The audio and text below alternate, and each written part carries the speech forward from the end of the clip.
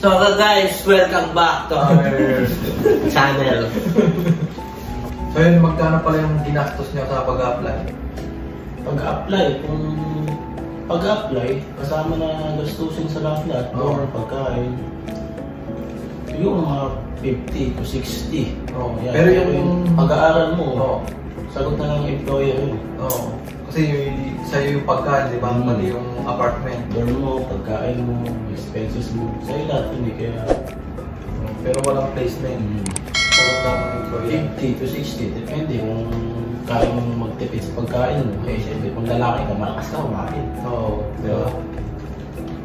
Tapos yung medical, di ba? Kaya kung mag-apply kayo sa Japan, expected yun na talagang gagastos kayo. Pero hindi naman biglaan yun na, di ba, unti-unti lang ang bayad. Monthly naman yun eh. Tsaka kung natanggap na ng employer, huwag pa rin kayong pakampante. May cancel pa rin. May pa, hanggat di kayo nakaka-apat dito. Pwede mo na napakarami pwede mangyari, lalo na sa akin. Di ba? Talagang tatlong medical yan eh. Unang medical mo, pangalawa, bago ka umalis. Nung pangatlo pa ako nagka-problema. Talagang sobrang depressed. Depressed sa pag-aaral, iisipin pa yung medical mo. Ganun nangyari sa akin eh. Hindi na ako makain sa door. Puyat na ako kakaisip. Ang layo ko na. 2 buwan na lang tapos na ako sa pag-aaral. Tapos nagka-problema pa ako sa last medical. Di ba hindi mo sinabi sa asawa mo yun? Hindi ko sinabi sa asawa ko yun. Talagang masabi ko nung dumating na yung COE ko. Sabi ko, susurpresahan ko yung asawa ko. Kasabihin ko pag okay na ako sa medical. After ng medical, ako yung nasurpresa.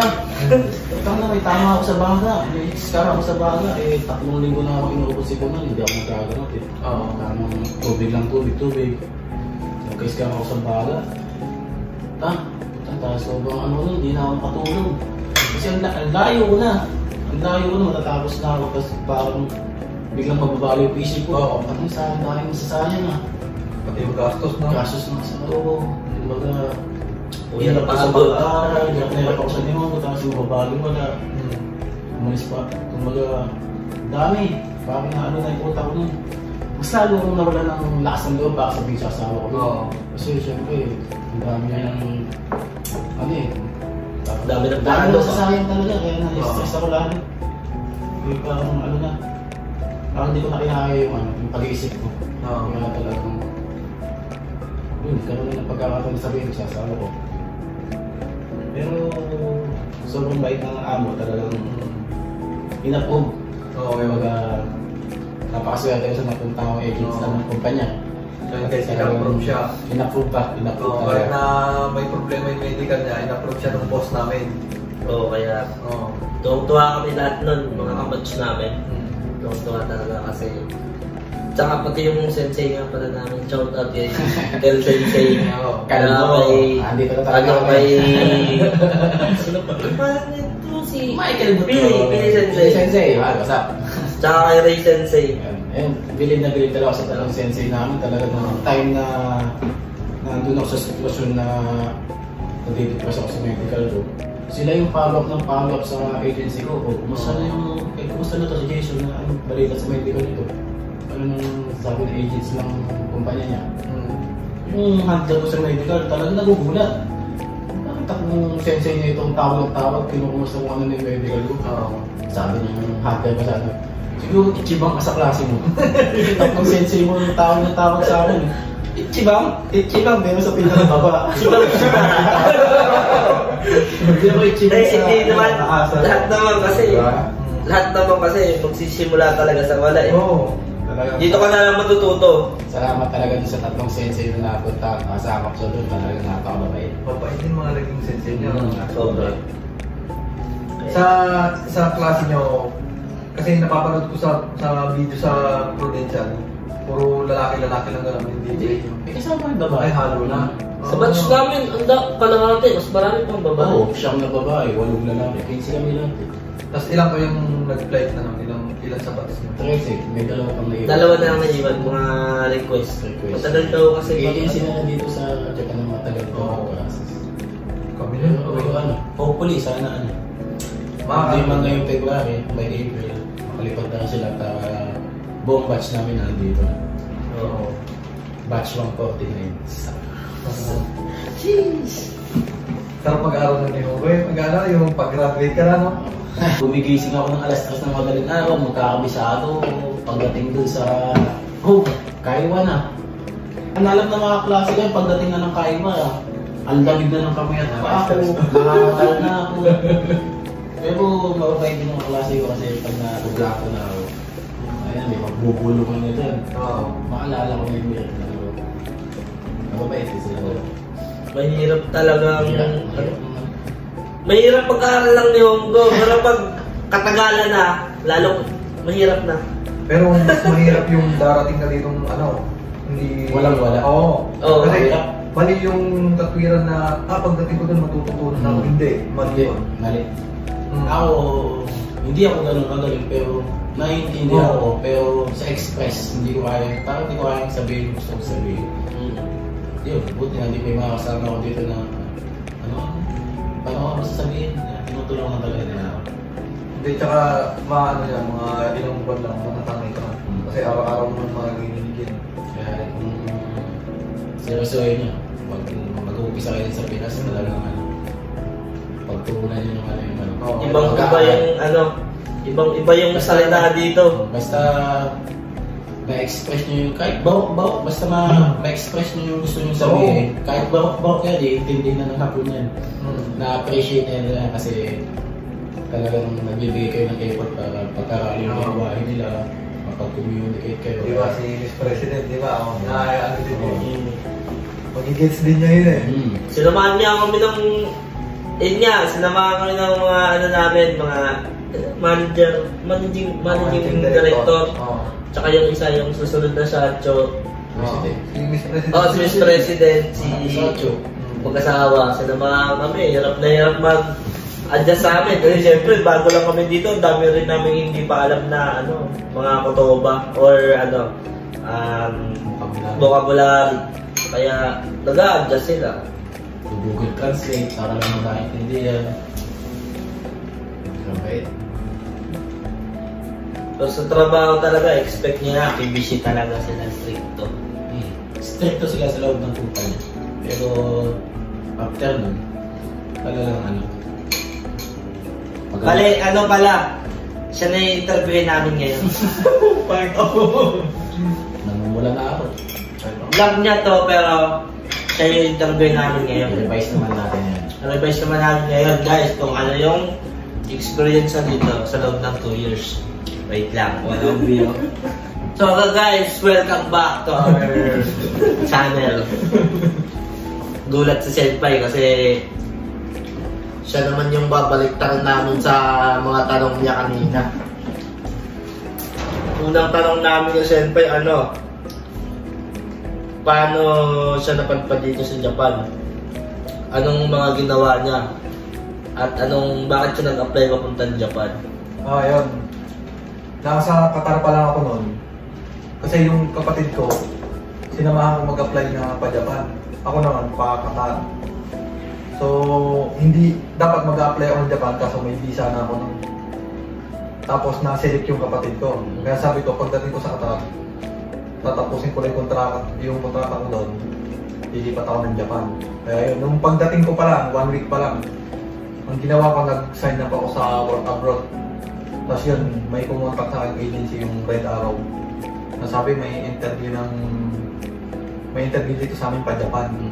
Baka pwede kasi. Sige, sabi ko. So, isang beses lang din ako nagpa-interview, na-select ako nun. Sabi ko, timing to. Sakto din ang interview. Hindi. Ayan ang magandang kwento. Ibang kumpanya nag-select sa akin. Sa amin na, hindi itong kumpanya na to. Diba, na-select kami. Tapos nag-aaral na kami, nag-pandemic. Yung nag-select talaga sa amin, nag-back out na. Yung katulad sa'yo, na-stress ako. Umuwi na ako sa bahay noon. Tumawag yung agency ko. Sabi na, may sasabihin ako sa'yo, malungkot na balita. Ano po yun, ma'am? Sabi ko, yung agency mo, nag-back out na. Hindi na kayo mahihintay. Talagang sabi, inisip ko. Parang hindi na, hindi na ako makakarating kasi tapos yung gastos ko. Di ba? Oo, kaya sabi ko. Talagang Sabi ng agency nga, wala akong gustong makausap kundi ikaw lang. Kasi baka pag yung sa asawa ko, magalit gano'n. Hindi ko agad din masabi na gano'n ang nangyayari. Pero nangako sa akin ng agency ko noon, after 1 week, tatawagan ka namin kasi yung agency natin dito, yung CBS, humahanap ng employer para sa amin. Kaya hindi rin nagpabaya. Hindi nang maganda sa CBS, hindi kami pinabayaan. Saktong 1 week, tumawag agency. Meron na kayong kumpanya. Eto, nahanap. Kaya yung, kahit hindi kami na-meet ni Sancho ng personal, yung resume lang, saka picture na pinakita, tinanggap kami. Pero 1 taon din hinintay ni Sancho bago kami nakarating dito kasi sarado yung border ng Japan. Pandemic. Oo, naghintay talaga siya, hindi siya nainip. Kaya nung pagdating namin dito, sabi niya, ang tagal din ng hintay niyo, no? Sabi nga gano'n, oo, hindi siya nag-back out. Kaya talagang tuwa kami, sabi, kaya siguro na-cancel kami sa una, dinala kami sa mas magandang kumpanya. Oo, kaya nagpapasalamat din talaga kami na na-cancel kami. Kasi game ba yung pupuntahan namin yan? Kasi alam namin, tapos ginawa ng agency naman, ito yung nilipatan niya, pinaita sa akin mga picture, ito nakita ko. Kasi sabi ko, maganda to. Nasa shop lang. Kaya yun, nakapadpad ako dito sa Japan. Kasi andito din naman ang kapatid ko. Target ko din talaga nung ano pala. Oo, kasi sa sobrang dami mo ng bansang napuntahan, pero mo, dito pa yung pinakamagandang company na napuntahan. Oo, kasi galing ako ng Middle East, Saudi. 4 na taon. Refinery naman kami nun, puro Gemba yun eh. Tapos lipat ako ng Malaysia, railway naman. Lipat kami ng lipat ako ng Qatar ng 2 years. Sobrang init kasi doon. Hindi ko kaya. Kaya nung natas kontrata ko dito. Ganun ginawa ko, nag-sign up lang ako. Na-contact nila ako. 1 week pa lang ako nun Akala ko makakaalis din kasi ako agad. 2 years yung inabot ko bago makaalis. Sarado yung border ng Japan. Siguro kaya dun sa 2 interview ko, hindi rin ako pinalag. Kasi mas mapaganda pa yung ano ko, medyo mas malapit pa sa asawa ko. Oo, yun nga. May talaga, may foremost talaga. Oo, yun nga ano eh. Sabi ko, iba din talaga yung ano eh, yung nakaplano sa'yo. Biro mo, ako selected na ako, umatras pa. O tapos, nung pala, mas maganda pa pala yung pupuntahan ko. Kaya sabi ko, napakaswerte pa rin talaga. Pasalamat pa rin. Kaya talagang tuwa ako nung nandito sila sa Sancho. Napakabait. Pero dito, tingin ko, madaling mag-ipon. Compare sa pinanggalingan ko bansa, dito mas mabilis kang makakaipon. Basta alam mong i-manage, huwag ka materialistic dito. Yun ang nangyayari sa inyo. Yung patulad yung mga gadget na nakikita nyo. Yung huwag kang magpapasilaw doon. Kasi mura nga lang. Oo. Mura talaga, mura kung sa mura. Eh kung hindi mo talaga totally ako kailangan. Oo, yun lang ang kailangan mo, ang bilhin mo. Live before once. Tama. Hirap. Lalo na kanina. Kaya yung ano kayo, ikaw, Romeo, yung pag-ipon niyo yung isipin mo, yung i-manage mo ng maayos yung paggastos mo dito. Kumbaga, yung budget mo sa pagkain, ihiwalay mo agad. Tapos, kung may gusto kang bilhin, huwag yung palagi. Yung kailangan mo lang talaga. Mabilis pa naman akong ganda nito Pero, hindi para sa ano ko hindi para sa sarili ko naiisip ko yung nasa Pinas. Naiisip ko lang naman, pero yung tingin ko, hindi ko rin talagang magagawa yun kasi may mga obligasyon pa akong babayaran. Basta yung mag-focus sa pag-ipon kasi hindi naman lagi na nasa abroad tayo. Hindi habang buhay, dito tayo. Oo. Hanggat may pagkakataon na talagang separate mo yung ipon mo. Kasi hindi habang buhay, dito tayo eh. Oo. Siyempre, mas gusto nyo pa rin na doon ka tatanda sa sarili ng bansa. Oo. Pagtanong. Ano ba ang pwede tanong? Yung nasa, siyempre, mamaya itanong ko sa'yo tapos suray ba? Yeah, sa trabaho. Kung na-experience ko yan.